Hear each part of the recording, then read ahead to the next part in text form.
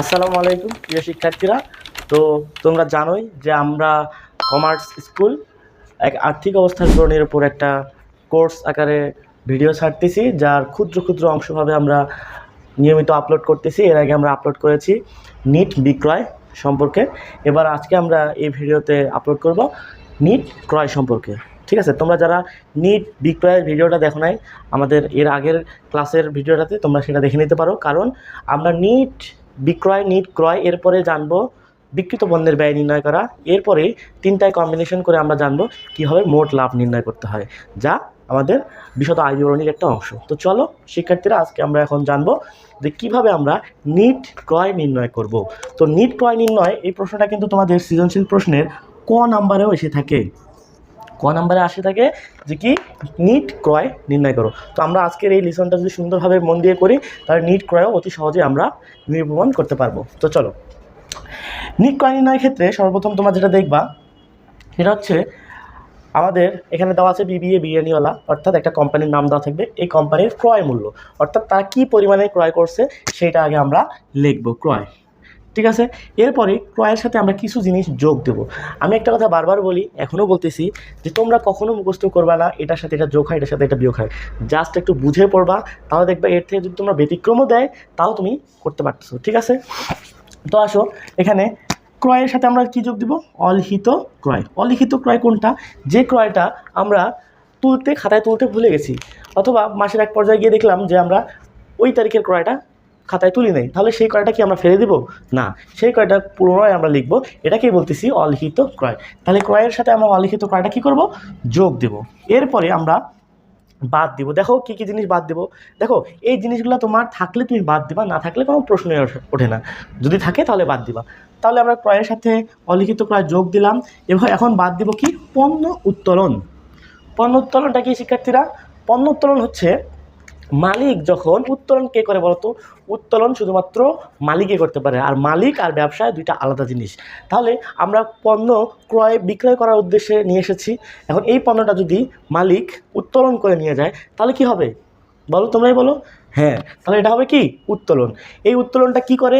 ক্রয় মূল্যকে হ্রাস করে। অর্থাৎ আমরা যদি 100 টাকা দিয়ে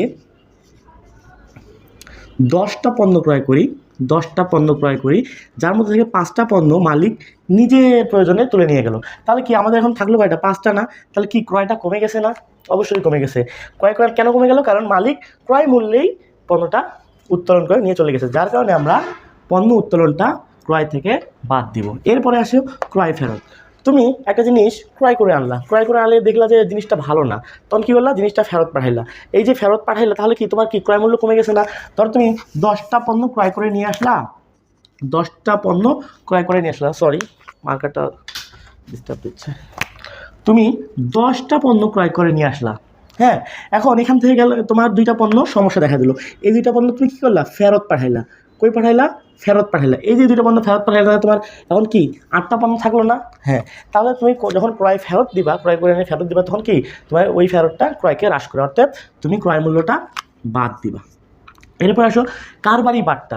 কারবারি বাট্টা মানে তুমি একটা জায়গা থেকে যেখানে কিনতে গেছো, ওখানে তুমি যখন একসাথে 10টা প্রোডাক্ট ক্রয় করছো, তখন 10টা প্রোডাক্টের দাম হয়, প্রতি প্রোডাক্টের দাম 100 টাকা করে। সেই জায়গায় যার কাছে তুমি ক্রয় করতেছো সে তোমাকে 90 টাকা দরে পণ্যগুলো দিল, তাহলে কি 10 টাকা করে তুমি ছাড় পাচ্ছ না? এটাকেই বলা হচ্ছে কারবারি বাট্টা ক্রয়ের ক্ষেত্রে। যখন তুমি এই বাট্টাতে পাবা, এই বাট্টাটাও তোমাকে ক্রয়ের মূল্য থেকে বিয়োগ দিতে হবে। এরপরে আসো মুনাফাবিহীন বিক্রয়।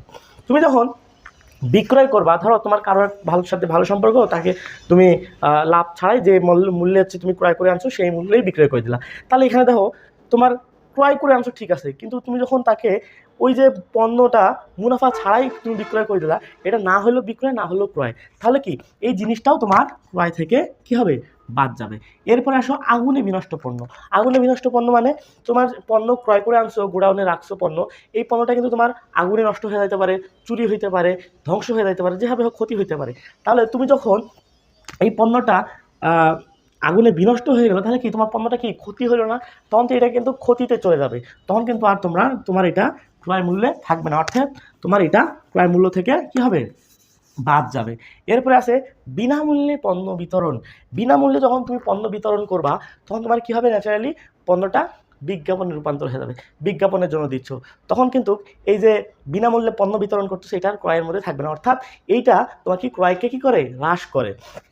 তাহলে আমরা কি দেখলাম যে এই জিনিসগুলা এগুলো হচ্ছে ক্রয় মূল্য থেকে কি হবে, বাদ যাবে। তোমরা সব সময় মনে রাখবা যে এই যে তোমার যে লেনদেনগুলো আছে এই লেনদেনগুলা যখন তোমরা খাতায় পাবা তখন ক্রয় মূল্য থেকে বাদ দিবা, আর যদি না থাকে তাহলে তো দরকার নেই। তাহলে এই জিনিসটা তুমি যদি ভালো মতো বুঝতে পারো তাহলে অবভিয়াসলি তুমি খুব সহজভাবে নিট ক্রয়টা করতে পারবা।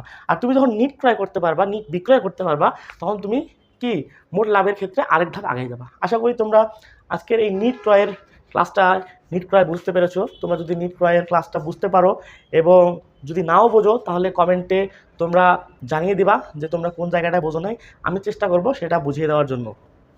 আরেকটা কথা, তোমাদের যদি ক্লাসটা ভালো লেগে থাকে, যদি বুঝে থাকো, যদি তোমাদের কোনোভাবে উপকার হয়ে থাকে, তাহলে দয়া করে তোমরা আমার ভিডিওটা শেয়ার দিবা এবং তোমাদের বন্ধুদের মাধ্যমে কাছে এটা ছড়িয়ে দিবা। আর আমার ইউটিউবে যে চ্যানেলটা আছে তোমরা সেটা সাবস্ক্রাইব করার চেষ্টা করবা। ধন্যবাদ সবাইকে, আসসালামু আলাইকুম।